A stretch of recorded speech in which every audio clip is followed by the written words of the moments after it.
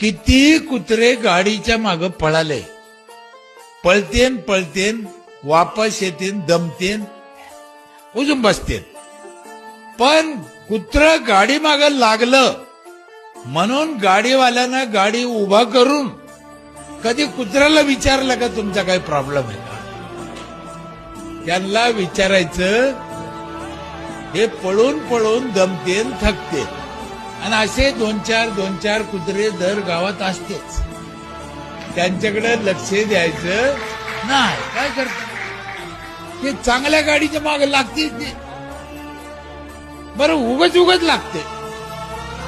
काय त्यांना घेणं नाही, देणं नाही, त्यांचा काही संबंध नाही, त्यांचा 1 रुपया खर्च नाही, त्यांना काही तकलीफ नाही. पण नाव ठेवायचं, काहीतरी मागं लागायचं, चांगलं चाललेलं कोणाचं पण टांग पलटी करायचं, हा त्यांचा स्वभाव.